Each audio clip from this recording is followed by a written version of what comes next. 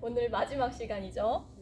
정수리 차크라, 사하스라라 차크라라고 불러요. 그래서 사하스라라 하면은 천배, 완전함, 자각, 합일이라는 뜻을 담고 있어서 요가의 어근이 또한 합일, 유주를 뜻하죠. 그래서 오늘 큰 나와 작은 나가 하나가 되는 공간이 정수리의 공간, 크라운 차크라라고 불러서 크라운, 내가 나의 삶의 왕이라는 것, 주인이라는 것을 다르마, 분명하게 인지할 수 있는 공간이라고 해요. 그래서 크라운 차크라의 메시지가 바로 다르마의 공간이기 때문에 나는 의식적으로 다르마, 신성한 목적을 위해 산다라는 메시지를 담고 있다고 해요. 그래서 조금 의식의 뇌, 전두엽의 뇌를 상징하는 공간이기 때문에 조금 알아차려보는 연습을 해볼 것이고, 저희가 이 시간에는 정수리 차크라를 깨우는 시간이기 때문에 정수리 차크라를 자각시켜주는 머리서기가 메인인 프로그램 아시탄가 요가 베이직 버전을 좀 익히는 시간을 갖죠. 그래서 아시탄가 현 세대의 가장 마지막까지 전승하셨던 샤라시라는 분이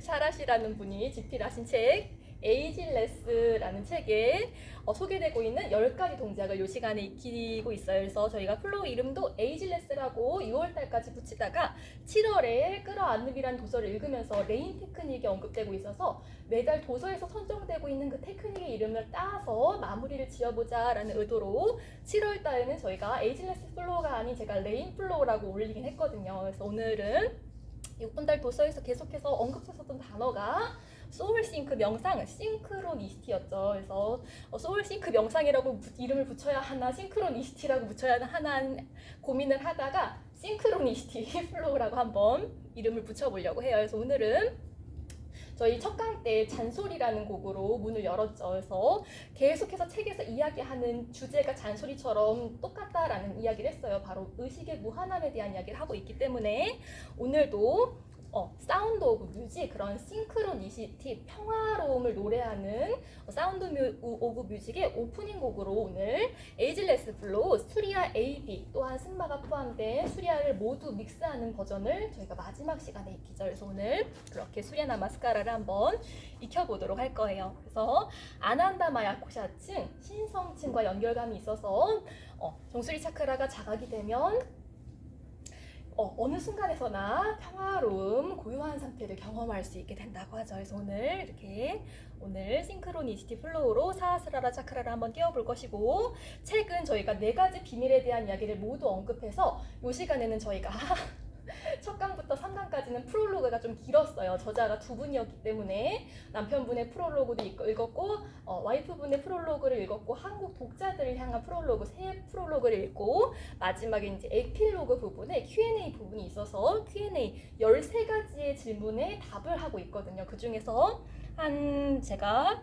4가지만 좀 이렇게 추려서 와봤어요. 그래서 첫 번째, 이 책의 제목이 마음의 평안과 성공을 위한 4가지 신성한 비밀이었죠. 그래서 이 4가지 신성한 비밀의 목적은 무엇이냐라는 질문에 내면의 부와 외부의 부가 합치된 상태다라는 표현이 언급되고 있어요. 그래서 오늘 마침 칠석이더라고요. 그리고 달도 딱 상현달이죠. 양과 음이 적절하게 조율을 이루는 시기. 그래서 유문과 풀문은 너무 양의 에너지가 강해지고 유문은 너무 음의 에너지가 강해지기 때문에 불균형이 깨져서 수련을 너무 빡빡하게 하지 말라라는 권장사항도 있죠. 그래서 이렇게 하연달, 상현달의 시즌은 양과 음이 잘 합치되는 시즌이어서 에너지를 수월하게 잘 태워낼 수 있다라는 가이드라인이 또 있기도 해요. 그래서 오늘 견우와 직녀도 만난다는, 견우성과 직녀성도 만난다는 칠성날 우리 에너지를 좀 파워풀하게 한번 깨워보도록 할 거예요.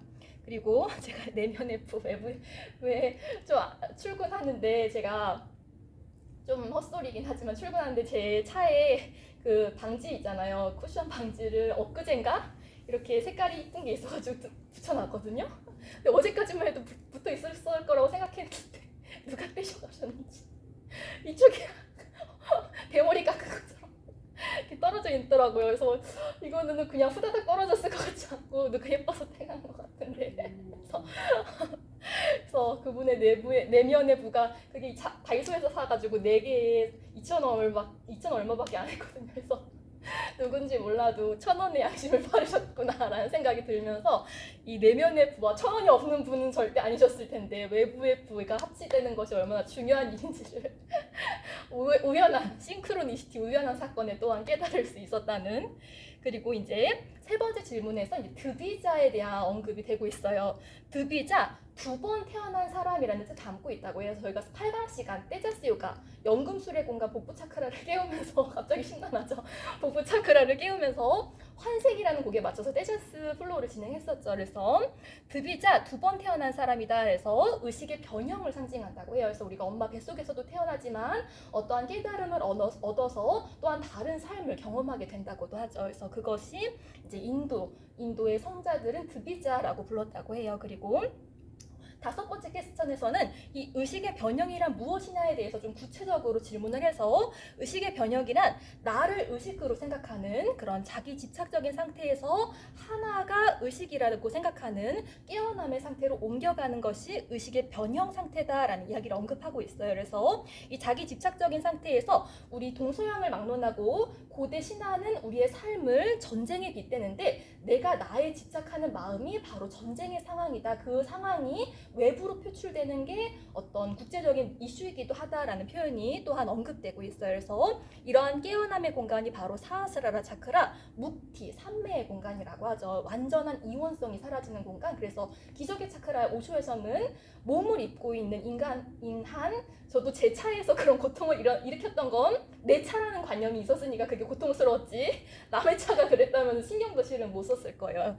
그래서 오쇼는 살아생전에는 경험할 수 없는 공간이고 깨달은 사람이 죽어서 경험할 수 있는 공간이 바로 사하스라라 차크라의 공간이라서 많은 언급을 하지 못하겠다라는 표현도 했었어요. 그래서 이러한 깨어난 상태에서만 조금 더 수월하게 요번 달의 주제 싱크로니시티를 이끌 수 있다라는 표현이 언급되고 있고, 아홉 번째는 제가 가장 와닿았던 Q&A인데 이 에캄, 요분이 처음에 그 다르마의 법칙에 대한 얘기를 했을 때 요번에 힐링센터 이름이 에캄이라고 해요. 그래서 에캄의 원래 있었던 단어라고 해요. 원래 뜻은 이원화가 없는 상태다라는 뜻을 담고 있는 에캄이라는 그런 힐링센터를 만드는데 그 힐링센터를 짓는 그 땅에 문제가 있어서 엄청난 그런 이슈들이 있을 때 자신의 다르마를 분명하게 인지했을 때 그 상황이 수월하게 해결될 수 있다라는 그런 표현이 프롤로그에도 언급되고 있었거든요. 그래서 이 에캄 축제가 해마다 열리는데 이 에캄 축제의 원칙에 대한 표현이 언급되고 있어요. 바로